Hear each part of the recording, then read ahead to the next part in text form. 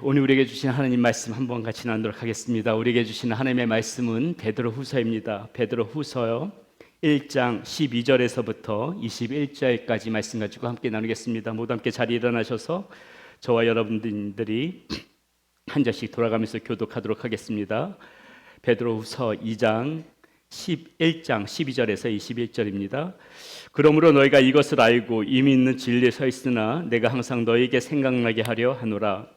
내가 이 장막에 있을 동안에 너희를 일깨워 생각나게 함이 옳은 줄로 여기노니 이는 우리 주 예수 그리스도께서 내게 지시하신 것 같이 나도 나의 장막을 벗어날 것이 임박한 줄을 알미라. 내가 힘써 너희로 하여금 내가 떠난 후에라도 어느 때나 이런 것을 생각나게 하려 하노라. 우리 주 예수 그리스도의 능력과 강림하심을 너에게 알게 한 것이 교묘히 만든 이야기를 따른 것이 아니요 우리는 그의 크신 위엄을 친히 본 자라.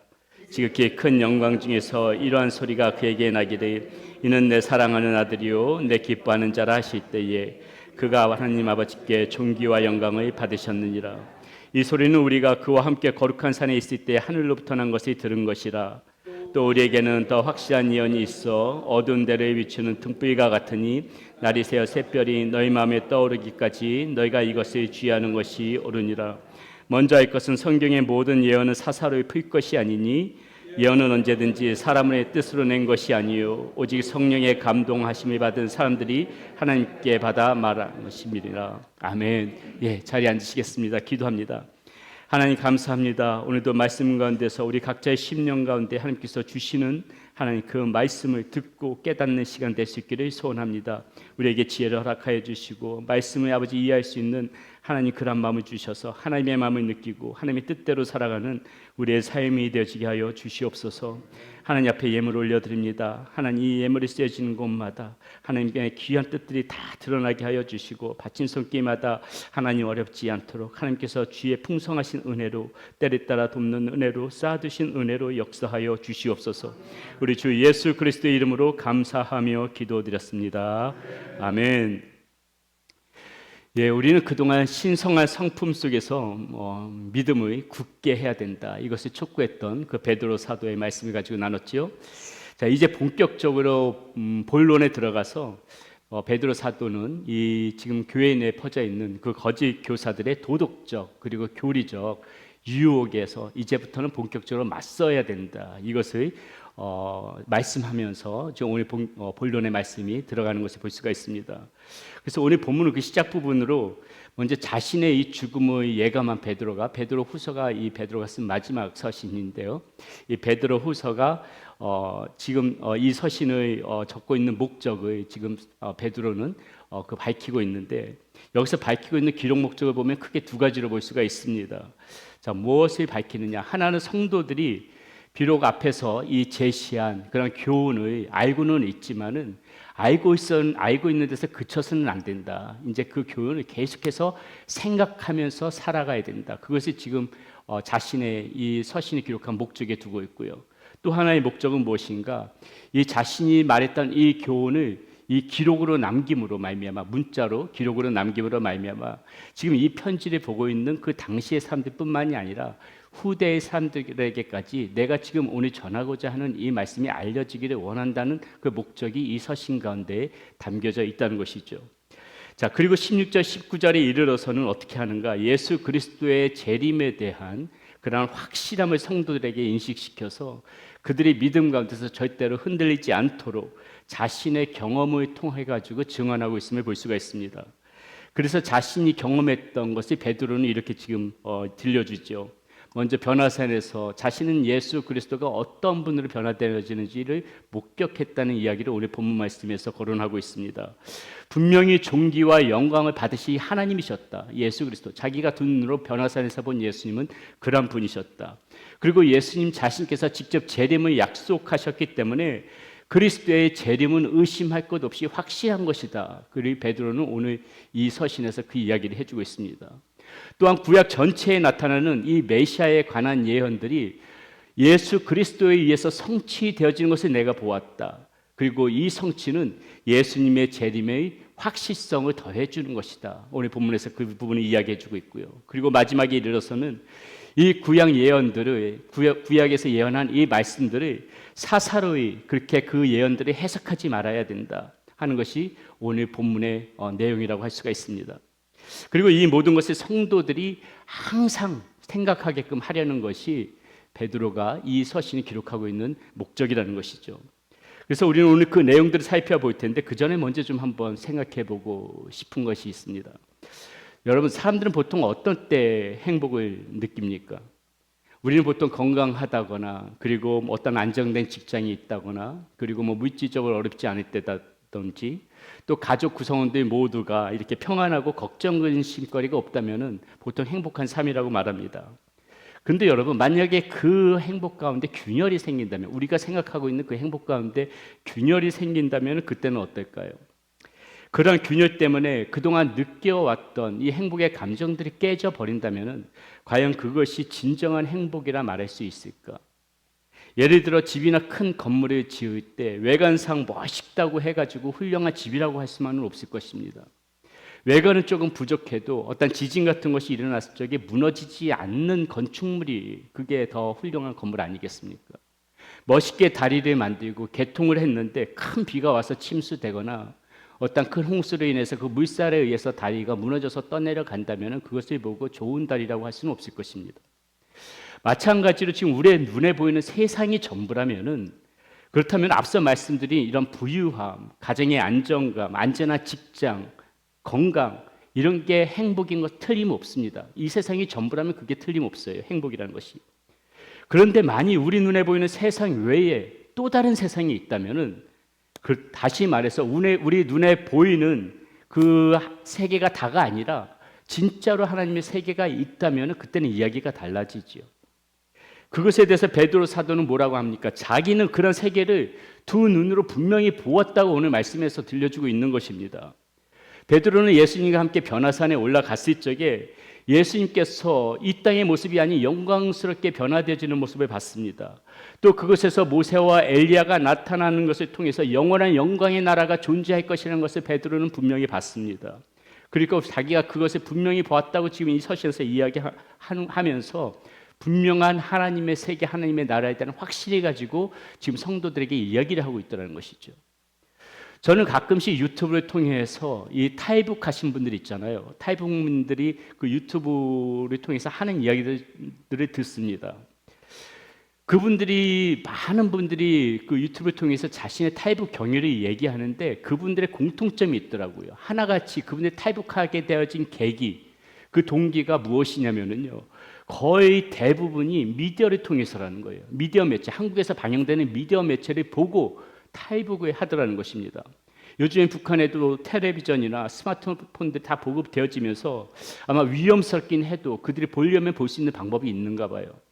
그들이 나만이 자유롭고 잘 사는 나라라는 것을 이 미디어 매체를 통해서 알고는 목숨을 걸고 북한을 탈출해서 남쪽으로 오더라는 것이죠. 마찬가지로 천국이 있다는 것을 분명히 알고 우리 눈에 보이는 이 세상이 전부가 아니에요. 자신의 정욕대로만 살아가려고 할 때 그것이 지옥으로 끌려가는 그런 멸망의 길이라는 것을 분명히 안다면, 사람들이 안다면 사람들은 무슨 수를 써서라도 이 천국을 찾을 것입니다. 천국을 가려고 할 것입니다. 그래서 오늘 우리에게 중요한 질문은 무엇인가? 단지 이 세상의 행복이 진정한 그 행복의 전부라고 생각하면서 살아갈 것인가? 아니면 우리에게 더 영광스러운 하나님의 나라가 있다는 것을 알고 그 나라를 소망하면서 살아갈 것인가? 이 질문에 대한 대답을 우리는 오늘 이 시대에 살아가면서 분명히 하면서 살아가야 된다는 것이죠. 그래서 베드로는 오늘 말씀에서 우리에게 원하고 있는 것이 무엇이라고 말하고 있어요? 진리를 항상 생각나게 하는 것이다. 내가 너희들에게 원하는 것은 이 진리가 항상 너희들이 떠나지 않고 반드시 좀 계속해서 생각났으면 좋겠다. 이것을 소원하는 말로 시작을 합니다. 12절의 말씀 보겠습니다. 그러므로 너희가 이것을 알고 이미 있는 진리에 서 있으나 내가 항상 너희에게 생각나게 하려 하노라. 이 말씀을 보면 베드로 사도는 아마도 자신의 편지를 받고 있는 성도들이 진리 가운데 살고 있음을 알고 있습니다. 그들이 허탄하게 살았던 게 아니에요. 진리 가운데 살아가려고 부단히 애쓰고 있다는 걸 알고 있습니다. 그럼에도 지금 염려하고 있는 것이 무엇이에요? 혹이나 이들이 지금 그렇게 현재는 살아가고 있지만은 혹이나 마음 가운데 그들이 믿고 있는 이 진리가 시간이 지나면서 희미해질까? 베드로는 그게 염려스럽다는 것입니다. 그 진리를 지금은 이렇게 잘 살고 있지만 이 진리를 떠나서 어느 순간 허랑방탕한 생활로 다시 돌아갈까? 베드로는 지금 그게 염려스러워가지고 이 편지를 적고 있다는 것입니다. 진리를 벗어나서 세상의 것에 이제는 목적을 두고 살아가는 모습으로 변하지 않을까? 그게 염려스럽다는 것입니다. 저 역시도 똑같은 마음입니다. 저와 여러분은 지금 사실 이 진리가 무엇인지 우리는 배워서 알고 있습니다. 함께 믿음의 생활을 하고 있고요. 천국과 지옥을 믿고 있고요. 그리고 진리 안에서 무엇이 올바른 삶인지 우리는 신앙생활 어느 정도 하면 다 알고 있습니다. 그 알고 있는 것들을 계속해서 조금 지겹더라도 계속해서 상기하고 생각할 수 있도록 만드는 것이 저는 목회자로서의 제 목사의 책임이라고 생각합니다. 모르는 것을 가르치는 것도 중요하지만은 알고 있는 것들을 계속해서 반복해서 생각나게끔 만드는 것도 중요하다는 것이죠. 그러므로 우리 역시도 이 알고 있는 것에서 안심해서는 안 된다는 것입니다. 우리가 믿고 있는 이 믿음이 희미해질까 우리는 늘 경계해야 된다는 것입니다. 오늘 나의 삶이 진리에서 혹시나 벗어난 삶은 아닐까 우리는 그것에 계속 경계하면서 조심해야 된다는 것이에요. 그러기 위해서 우리는 오늘 베드로가 우리에게 들려주는 것처럼 무엇이요? 항상 생각할 줄 알아야 돼요. 생각하는 사람이 돼야 돼요. 자, 그렇다면 우리는 무엇을 생각하면서 살아가야 될까요? 첫 번째, 하나님 나라를 반드시 생각하면서 살아가야 됩니다. 이 땅에 살아가면서 그 초점은 항상 있어야 되는 거예요. 하나님 나라에 대한 생각. 앞서도 행복한 삶에 대해서 언급하였지만은 만약 이 세상에 우리가 사는 것이 전부라면은 우리는 너무나도 멋진 세상에 살고 있음이 틀림없습니다. 이 세상에 경치가 좋은 것이 많아요. 돈만 많으면 가질 수 있는 것도 많습니다. 하고 싶은 거 다 할 수가 있죠. 그런데 심각한 것은 무엇입니까? 우리 수명이 그리 길지 않다는 것입니다. 어떤 사람이든지 간에 잘 살던 사람이든지 간에 그렇지 않은 사람이든지 간에 상관없이 죽음은 피할 수 없다는 것이에요. 이 세상이 전부가 아니라는 것이죠. 그럼에도 사람은 어떻습니까? 한번 살다 가는 것이 아쉬워서 누구든지 사후 세계를 생각합니다. 그런데 우리 능력으로 그것을 알 수가 없어요. 문제는 그것을 알 수가 없어요. 우리가 살고 있는 이 세상 외에는 우리의 눈으로 볼 수 있는 세상은 없습니다. 일단 죽으면 다시 살 수 없기 때문에 죽음 후의 세계가 어떠할 것이라고는 분명히 말할 수 있는 사람들이 이 세상에는 없어요. 그래서 하나님을 믿지 못하는 사람들은 어때요? 그냥 이 땅의 삶이 다라고 생각하고 살아간 사람들이 있죠. 우리 세상에는 분명히 그런 사람들이 있지 않습니까? 그래서 이 땅에서 마음껏 잘 살려고 노력하면서 그냥 젊어서 노세 하면서 노는 데 시간 보내는 사람들이 있습니다. 허랑방탕하게 살아가는 사람이 있어요. 어떤 사람은 사후세계를 믿고 있지만 다른 방법으로 그 사후세계를 갈 수 있다고 믿고 엉뚱한 것에 시간을 투자하는 사람들이 있습니다. 그러나 사람이 사는 세상이 어떻게 되어 있으며 결국에는 어떻게 되는지 성경은 근데 분명하게 우리에게 말씀해 주고 있다는 것이에요. 사도 바울은 빌립보서 3장 18절 21절에서 이렇게 말씀하고 있는 것을 볼 수 있습니다. 우리가 보고 있는 성경 말고 현대인의 성경을 조금 더 이해 쉽게 사도 바울이 뭐라고 이야기했는지 한번 보겠습니다. 여러분에게 내가 여러 번 말했고 이제도 눈물을 흘리며 말하지만 많은 사람들이 그리스도의 십자가의 원수가 되어 살고 있습니다. 그들의 마지막은 멸망입니다. 그들은 육체의 욕망을 자기들의 신으로 삼고 수치를 영광으로 알며 세상적인 일만 생각합니다. 그러나 우리의 시민권은 하늘에 있습니다. 그리고 우리는 우리의 구주이신 주 예수 그리스도께서 그곳에서 다시 오실 것을 기다리고 있습니다. 그분이 오시면 모든 것을 자기에게 복종시킬 수 있는 그 능력으로 우리의 천한 몸을 변화시켜 자기의 영광스러운 몸과 같게 하실 것입니다. 이렇게 말하고 있죠. 성경은 뭐라고 말하고 있습니까? 우리가 살고 있는 이 세상이 전부가 아니라고 지금 분명히 말해주고 있네요. 우리 인간이 죽는다고 해서 모든 것이 끝나는 것이 아니라고 말해주고 있네요. 하늘의 시민권을 가지고 살아갈 수 있는 영원한 하나님의 나라와 영원한 멸망의 나라로 그 운명이 갈라진다는 것을 성경은 분명히 우리에게 말해주고 있네요. 프랑스의 무신론자 실존주의 철학자인 사르트르라는 사람이 있습니다. 아마 여러분들 아시는 분 아실 겁니다. 인간의 절대적인 자유를 주장한 그러한 철학자로 알려져 있죠. 자, 그가 이렇게 말한 부분이 있습니다. 그가 뭐라고 이야기하는지 한번 들려보세요. 인간은 스스로 자기 존재를 결정한다. 인간은 신과 상관없이 존재한다. 인간은 자기가 죽기 전까지는 다른 사람의 죽음을 보면서 인지하는 것이 죽음이고 죽음과 그 뒤에 대해서는 아는 것이 없기 때문에 일종의 사건에 불과한 죽음으로부터 인간은 자유로워야 한다. 쉽게 말씀드리면은 인간의 삶에는 그 어떤 것도 개입할 수가 없으며 삶의 의미를 우리 스스로 자유롭게 창조해 나가야 된다는 그런 뜻입니다. 그러므로 그는 신을 부정할 수밖에 없는 것이고 그에게 있어서 하나님의 나라는 존재하지 않았습니다. 사실인지는 모르겠지만 이 전해져 내려오는 이야기가 있습니다. 유명한 이야기가 있는데요. 자, 그는 폐수종 때문에 입원한 후에, 자, 이거는 사실이죠. 폐수종 때문에 이 사르트라는 사람이 죽게 되는데 굉장히 고통스러운 병이라고 합니다. 근데 이 임종 한 달 전부터 문병 온 사람들을 향해서 이 그토록 죽음에 대해서 자유를 외쳤던 사람이 이 죽음에서 오는 불안감과 공포를 이기지 못해 고통스러운 절규를 내뱉은 것으로 알려져 있습니다. 그의 아내를 비롯해서 그 어떤 사람들이 만나더라도 그를 위로해 줄 사람이 한 명도 없었다고 그래요.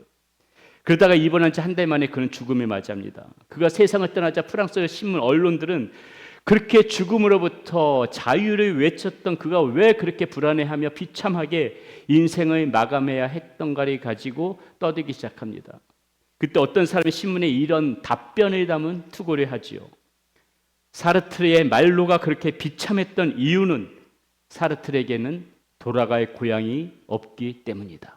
그에게는 돌아갈 고향이 없었기 때문이다. 이것이 사실인지 단지 전해져 오는 내용인지 확인할 바는 없지만은 참으로 많은 것이 우리에게 생각하게끔 해주는 그런 이야기입니다. 돌아갈 곳이 있다는 것, 그것이 진정한 행복이 아니고 은혜가 아닌가 생각하게 됩니다. 히브리 기자는 아브라함과 사라가 고향을 떠나온 이야기를 하면서 히브리서 12장 5절 6절에서 이렇게 말씀하고 있습니다. 이번에 세번역 성경을 한번 보겠습니다. 그들이 많이 떠나온 곳을 생각하고 있었더라면, 떠나온 곳 그들의 본토 친척집이겠죠. 그들이 많이 떠나온 곳을 생각하고 있었더라면 돌아갈 기회가 있었을 것입니다. 그러나 사실은 그들이 더 좋은 곳을 동경하고 있었던 것입니다. 그것은 곧 하늘의 고향입니다. 그래서 하나님께서는 그들의 하나님이라고 부르는 것을 부끄러워하지 않으시고 그들을 위하여 한 도시를 마련해 두셨습니다. 사랑하는 여러분, 여기서 이 말씀에서 말하고 있는 하늘의 고향은 아브라함과 사라만의 고향이 아니에요. 하나님께서 그들을 위하여 마련해 둔 도시는 그들만을 위한 도시만은 아니라는 것입니다. 바로 저와 여러분들이 돌아갈 고향이고 하나님께서 이 마련해 두신 도시도 바로 저와 여러분들이 마련해 두신 도시란 걸 우리는 알아야 돼요. 그러므로 우리가 어디에서 살든 무엇을 하면서 살든 그 하나님 나라를 항상 생각하면서 오늘을 살아가는 저와 여러분들이 되시기를 바라겠습니다. 두 번째, 그래서 우리는 무엇을 해야 되는가? 무엇을 생각해야 되는가? 나그네 같은 인생임을 생각해야 된다. 이 땅에서 살아가면서 나그네 같은 인생임을 생각해야 된다. 자, 그렇다면 우리가 이 세상을 산다는 것은 무엇을 의미하는 것일까요? 어차피 이제 이 세상은 살아가게 되는 세상인데 이 세상이 산다는 것은 무엇을 의미하는 것일까? 저는 그것이 한편의 연극일 수도 있겠다는 생각을 해봅니다. 이 세상에는 많은 직업이나 직책들이 있죠. 어떤 분들은 비즈니스를 하면서 살아갑니다. 회사원으로 살아가는 분들이 있고 교수분도 계시고 전문직 종사자로 살아가고 또 어떤 분들은 그냥 전업주부로도 살아가는 그런 분들이 있습니다. 그것은 우리가 이 세상에서 맡은 하나의 배역일 수가 있습니다. 그러나 여러분, 이 연극이 끝나고 나면 어때요? 모든 것들이 다 제자리로 돌아가죠. 무대의 배경과 장치 다 허물어질 것입니다. 연극 배역을 담당했던 그 사람들도 더 이상 그 배역이나 그 직책의 사람들로 살아가지 않게 될 것입니다. 무엇을 의미하는 것이에요? 우리가 보기에는 이 세상의 것들이 아무리 아름답고 가치가 있다 할지라도 하나님의 입장에서 보게 되면 그건 단지 그냥 무대 세트에 불과하다는 거예요. 지금 이 세상 무대 세트에 불과한 거예요. 이 세상에 있는 모든 것들은 나중에 다 뜯길 것이고 부서질 것이기 때문에 영원한 것은 하나도 없습니다. 물론 우리가 이 세상을 살아가는 동안에 우리에게 맡겨진 그 연극의 배역에 충실해야 합니다. 그게 하나님께서 원하시는 거예요. 아직 연극이 끝나지 않았기 때문에. 하지만 우리에게 맡겨진 그 배역 가운데 살아가면서도 우리가 진정으로 의미 있고 가치 있는 그런 삶을 살려면은 연극이 끝나고 본연의 나의 모습으로 돌아갈 때를 생각해야 되는 거예요. 앞서도 말씀드린 바로 그 하나님 나라를 위하여서 생각하면서 살아가야 된다는 것이죠. 그것이 진짜 우리의 자리이기 때문에 그렇습니다. 그래서 베드로 사도는 우리가 이 세상을 사는 것은 임시로 무대를 만들었다가 철거하는 것과 같다고 말씀하고 있어요. 그 내용이 13절 14절 내용입니다. 한번 그 말씀 보겠습니다. 내가 이 장막에 있을 동안에 너희를 일깨워 생각나게 함이 옳은 줄로 여기노니 이는 우리 주 예수 그리스도께서 내게 지시하신 것 같이 나도 나의 장막을 벗어날 것이 임박한 줄을 알미라. 옛날에는 여러분 시골에 계신 분들은 그 장이 열리지요. 장이 열립니다. 5일장 열리고 기계 열리는 7일장도 열리고, 이 장날에 보게 되면 장사치들이 각 도시에 그 장날마다 돌아다니면서 이렇게 장막을 치고 물건을 팔지요. 거기다 장막 영원히 칩니까? 아니죠. 물건 다 어느 정도 팔고 돈 좀 벌었다 싶으면은 어떻게 해요? 그 장막 거둔 다음에 다음 장이 열리는 다음 도시로 이동합니다. 또 옛날에는 어땠습니까? 여러분들 자라오면서 아마 그런 분들 보신 분들도 계시고 저도 봤던 적이 있는데, 도시마다 다니면서 큰 텐트를 치고 서커스단을 하는 그런 사람들이 있었어요. 봉춘 서커스단 막 이런 서커스단이죠. 거대한 텐트를 칩니다. 그리고 사람들이 모으죠. 그리고 한동안 사람들이 모은 다음에 거기서 서커스를 하고 나서 또 어떻게 해요? 어느 정도 돈을 벌었다 싶으면은 그 텐트, 거대한 텐트, 그것이 아무리 거대하더라도 냅두고 가는 법이 없어요. 항상 거둔 다음에 그 다음에 다음 도시로 이동을 합니다. 베드로 사도는 우리가 이 세상에서 사는 것이 이처럼 잠시 장막을 치는 것과 같다, 이렇게 지금 말하고 있습니다. 즉 우리는 이 세상에서 지금 튼튼한 돌집을 짓고 살아가는 것이 아니라는 것이에요. 수백만 부의 집에서 산다고 할지라도 그 집이 영원한 우리의 집이 될 수는 없다는 것입니다. 잠시 장막을 치고 있다가 때가 되면 장막을 걷고 어디론가 떠날 수밖에 없는 것이 바로 저와 여러분의 존재라는 것이에요. 천상병 시인의 시처럼 이 세상 잠깐 그냥 우리는 소풍 왔다가 돌아가는 곳이에요. 돌아가는 것이에요. 어떤 사람들은 어떻게 돌아가요? 영원한 천국으로. 어떤 사람들은 영원한 지옥의 멸망으로 그렇게 돌아가 버리게 되는 것입니다. 그러므로 우리가 나그네 같은 인생을 살고 있다는 그런 생각을 한다면은 우리가 가장 먼저 해야 될 것이 무엇이겠어요? 우리의 운명을 바꾸는 게 가장 먼저예요. 우리의 운명을 바꾸는 거, 이게 가장 먼저일 것이고, 그 다음에 영원한 지옥으로 갈 수밖에 없는 운명을 영원한 천국으로 그렇게 향하도록 하는 것이 무엇보다도 우리가 가장 우선적으로 해야 되는 일이고요. 그 다음 중요한 것은 이 세상에 머무는 동안에 우리에게 말씀드렸듯이 이 맡겨진 배역을 살아가면서 어떻게 살아가야 되는가? 멋진 믿음의 모습을 보이면서 살아가야 된다는 것이죠. 지금도 존경받는 배우들을 보면은요, 일평생 배우로서 자신의 삶에 충실했던 것을 볼 수가 있습니다. 배우로서의 충실한 것뿐만이 아니라 사생활에서도 깨끗하고 잘 나누고 그랬던 사람들이 나이가 먹어서도 오랫동안 배우 생활을 하면서도 존경받는 그런 배우들이 있어요. 맡겨진 벽에 충실하고 삶을 깨끗하게 살아오신 분들.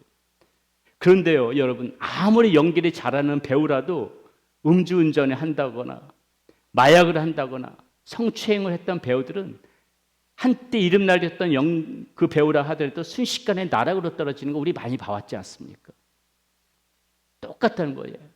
이 나그네와 같은 모습으로 이 세상을 살아갈 때 우리에게 주어진 이 믿음을 가진 자, 하나님의 자녀라는 배역이 우리에게 주어진 것이라면은 그러면 우리가 그 다음에 할 것은 우리는 그 배역을 끝까지 깨끗하게 충실하게 그렇게 살아내 나가는 거, 그게 중요하다는 것이에요.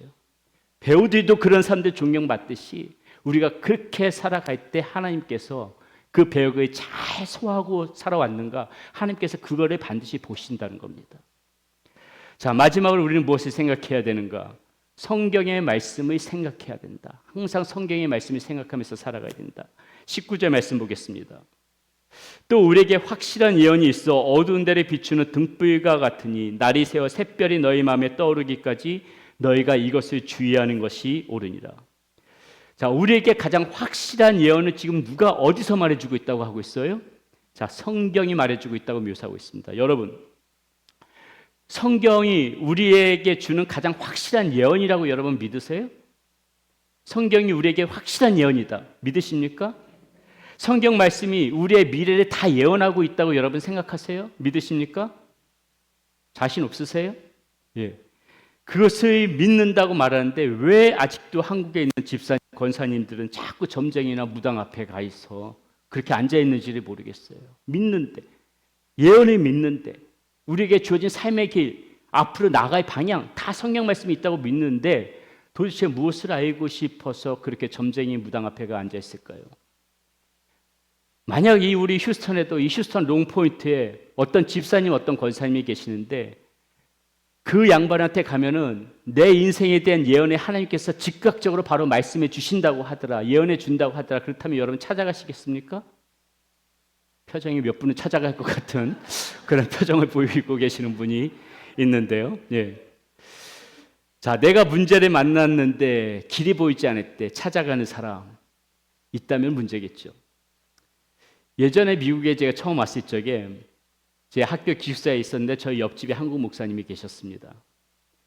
그 한국 목사님 가정이 함께 저희랑 친분도 나누고 그랬었는데 그분이 어느 날 캔사스에 있는 아이홉이라는 데를 간다고 하더라고요. 여러분 아이홉 들어보셨습니까? 레스토랑 아이홉 말고 캔사스에 있는 레스토랑이 아이홉까지 가 있을 수 없고요. 기독교의 신사도 그런 단체인 아이홉이라고 캔사스에 있습니다. 신사도 운동을 하는 것이에요. 자, 그 당시에는 신사도 운동이 그렇게 부각되어지지 않았기 때문에 목사님들 중에서도 그곳을 찾는 분들이 꽤 있었어요.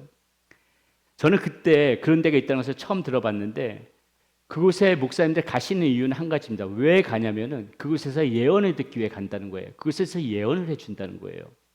그래서 제 옆집에 살던 그 목사님도 다녀왔습니다. 궁금하잖아요. 다녀온 다음에 궁금하잖아요. 무슨 예언을 들었는지. 그래서 물어봤어요. 목사님, 예언 들었어요? 들었답니다. 뭐라 그래요? 목사님한테 어떤 예언 해주시던가요? 그랬더니 목사님 한참 골똘 생각하더니 예언을 듣긴 들었는데 이게 이루어질지 그러더라고요. 무슨 예언인데 그랬더니 제가 달라스에 있을 때 있지 않습니까? 달라스에 있는 검은 돈들이 저에게 들어온다는데요. 이 예언이 들었다는 겁니다. 달라스에 있는 검은 돈들이 자기도. 그 가면 이분이 갱도 아니고 이분이 무슨 뭐 카지노 도박판에 즐기는 분도 아니고 도대체 검은 돈이 어떻게 들어온다는 것인지 그분은 예언을 듣고도 알성한 겁니다. 예, 저도 도대체 이것을 지금 예언이라고 듣고자 왕복 16시간을 그 고무차로 다 몰고 갔다 왔나 참 한심한 생각도 들고 그런 상황들이 벌어지더라는 것이죠. 여러분, 이 우리의 믿음이 어디에서부터 시작되어야 하냐면은 이 성경에 대한 신뢰에서부터 시작되어져야 되는 거예요. 다른 것에서 자꾸 찾으려고 하면 안 돼요. 성경에 대한 신뢰에서부터 시작되어져야 하는 것입니다. 하나님께서 나에게 필요한 모든 말씀들은 이 성경 속에 다 넣어두셨다는 그런 믿음이 있어야만이 이 성경을 보고 우리가 순종할 수 있는 거 아니에요. 이 말씀이 나랑 상관이 없다면 이 말씀 보고 순종 못하지 않겠습니까? 근데 나에게 필요한 말씀, 나에게 주시는 말씀이 이 성경 속에 다 담겨 있다고 생각할 때 우리는 순종할 수가 있다는 것이죠. 앞으로 내가 나아가야 할 길, 앞으로 내가 해야 할 일들을 알고 싶다면은 무당을 찾아가는 것이 아니라 이 말씀을 보고 또 봐야 된다는 것입니다. 이 성경 말씀의 절대적 권위를 인정하지 않으면은 자꾸 성경 이외의 다른 것이나 다른 사람들의 말을 쫓아갈 수밖에 없다라는 것이에요. 엉뚱한 곳에 가서 예언 듣고자 하는 것입니다. 아니 말씀에 다 있는데. 그래서 매일매일 말씀을 읽고 생각하는 것이 중요하다는 것이에요. 그러면 필요한 순간마다 하나님께서 말씀 속에서 길을 가르쳐 주실 것입니다. 말씀을 깊이 생각하다 보면은 우리들의 할 일들을 주님께서 말씀해 주실 것입니다. 그 말씀 속에서 위로가 필요하면 위로 주실 것입니다. 힘을 얻고자 한다면 그 말씀 속에서 분명히 힘을 주실 것입니다. 하나님 말씀에 순종할 때 우리의 발걸음, 우리의 인생의 걸음을 인도해 주시는 분이 우리 하나님이시라는 거 우리 분명히 알고 이 말씀 속에서 우리의 길을 찾도록 하자는 것이죠. 그러니 미래에 너무 걱정하지 말고 오늘이라도 말씀 안에서 우리가 순종하면서 잘 살아가시기 바랍니다. 오늘의 말씀대로 하루하루 잘 살다 보면은 미래도 밝은 것이지 오늘을 무시하면서 왜 미래를 걱정합니까? 오늘을 무시하면서 왜 미래를 걱정해요? 우리가 읽은 19절 말씀을 보니 성경을 비유함에 있어 뭐라고 비유하냐면 등불이라고 말씀하고 있음을 볼 수 있습니다. 여러분, 등불이 뭡니까? 등불은 멀리 비추어지질 않아요. 칠흑 같은 어둠을 뚫고 지나가는 사람에게 그저 한 발 한 발 걸어갈 수 있는 그 길만 비춰줍니다. 그 정도만 비춰줘요. 그러나 그 한 발 한 발, 당장 눈앞에 보이는 그 보여지는 거리를 성실하게 충실하게 그 불빛 등불을 따라서 쫓아가다 보면 어느 순간에 광명한 빛에 이르게 되어지는 거예요. 그게 중요하다는 것이죠. 그러므로 오늘 하루 또 우리에게 주시는 말씀을 생각하면서 살아가시기 바랍니다. 내 앞길 멀고 험해도 우리가 하루하루의 걸음에도 감사할 수 있는 것은 말씀이 우리의 삶을 옳은 대로 인도해 주시기 때문에 그렇습니다. 말씀을 정리합니다. 베드로 사도는 오늘 우리에게 생각하라고 말씀하고 있습니다. 하나님 나라를 생각하며 힘들어도 소망을 가지고 살아가시기 바랍니다. 우리의 인생이 나그네와 같음을 생각하고 가치 있는 것들의 목적을 두면서 오늘부터라도 살아가시기를 바라겠습니다. 성경의 말씀을 생각하면서 내 발의 등불로 삼으시기를 바라겠습니다. 이번 한 주도 하나님의 인도하심과 동행하심이 저와 여러분에게 함께 있기를 축원드립니다.